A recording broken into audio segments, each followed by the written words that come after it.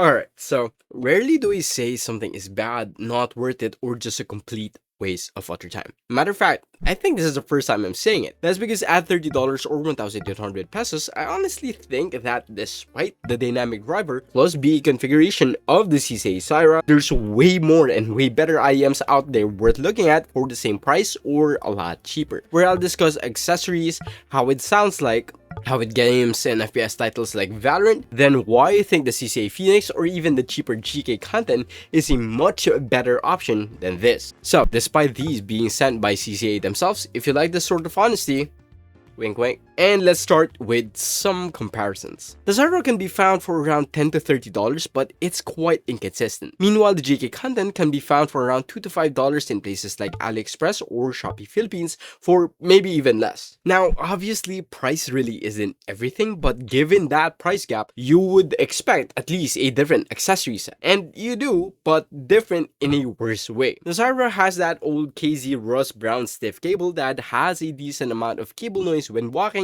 where even the GK Kunten have a softer cable. Then to add to that, the ear tips here tends to give me some irritations, which is of course like personal and subjective, yes, but comparing between the two, despite both having the same ear tips plus housing shape, I generally do not mind it on the Kunten as much as I do on the Xyrra, given the affordability of the Kuntens. Meanwhile, if we compare the Xyrra to its $30 sibling, the CCA Phoenix, those just offers a more premium build to say the least. One of the best stock cables for the price range and a better overall sound, and it's just a flat out better presentation from box to IEM, where if the Phoenix was 5 steps forward, the Xyrras were, I don't know, 6-7 steps back. Now I have to admit, historically, $30 IEMs from KZ, CCA, or basically any brand under the KZ umbrella tends to be in the same meh accessories but is potentially okay in terms of the sound.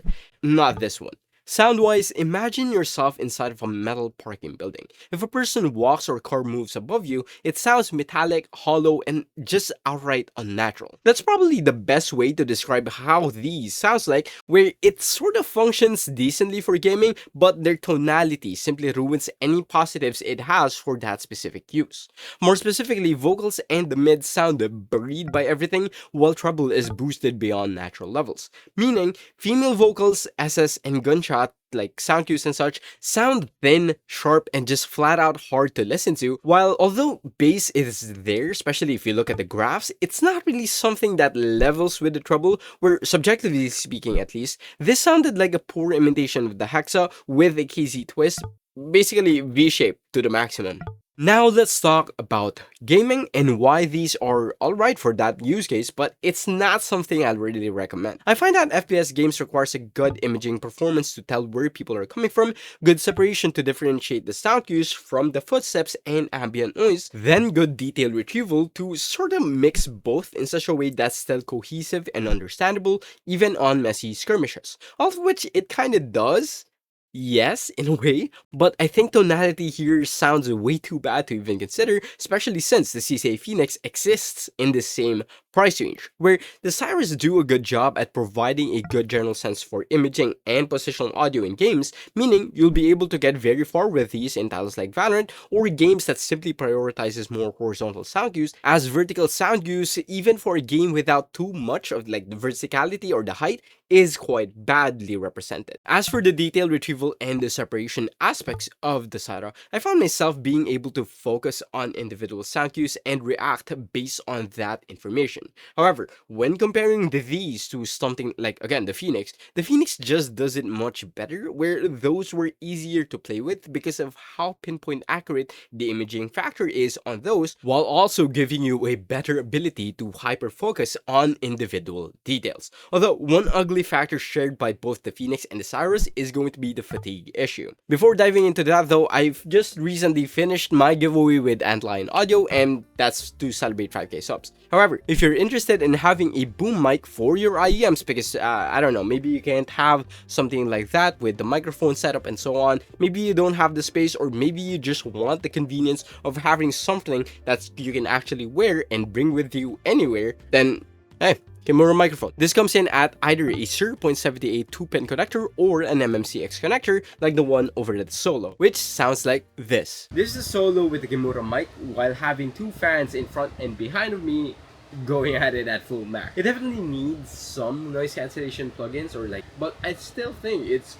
quite good nonetheless. Or maybe you want to get a mod mic for yourself, also from Lion, or you're a headphones type of guy. Well, make sure to go ahead and click the link in the description if you're interested, and thank you Joe from Lion Audio for taking a chance with the channel. Alright, enough of that, let's talk about fatigue. I want to start this off by saying that brighter tuned IEMs tend to provide a lot more perceived details when listening to them, while also sounding tiring after a while, where the Xyrras don't quite sound as tiring or fatiguing as the Phoenix, but that doesn't mean it won't eventually do it. And personally, I found that the Xyrras felt uncomfortable to listen to after an hour or two, whether it's for music or gaming, since not only is it sharp and thin sounding, but it also have poor dynamics. Meaning, going slightly louder will make the IEM sound way too loud, and the treble just becomes sharper and harder to listen to. Then, going slightly softer will make the IEM sound like it's lacking any power, and bass just takes over, making these sound blurry and unclear to listen to. Which is sort of a bummer, as these are small and light at 19.6mm for the top width, 10.85mm for the bottom taper, and the lip diameter is at a small 5.85mm, then 26 grams for the entire package, making it practically identical to the GK Kunten shape plus weight, which is extremely comfortable. Although that's really about the only good thing I can say about them, where these felt like an old design which they haven't released to the public yet, so they simply sold it to, I don't know, make room inside of their warehouse or something. Now, if I sound repetitive throughout the entire video, that's because I am. Where the accessories are blatantly putting it, simply shit. Sound is terrible in terms of tonality, then technicals under the context of gaming is usable, but there's literally so many options in the same price range that offers the same gaming prowess, but packaged in a much better deal. That said, I rate the CCA Xyrras at a D tier, where if it isn't obvious by now, I do not recommend buying them at all. Oh, and CCA, please, go back to how you did things like with the CCA Phoenix and work under that same standard,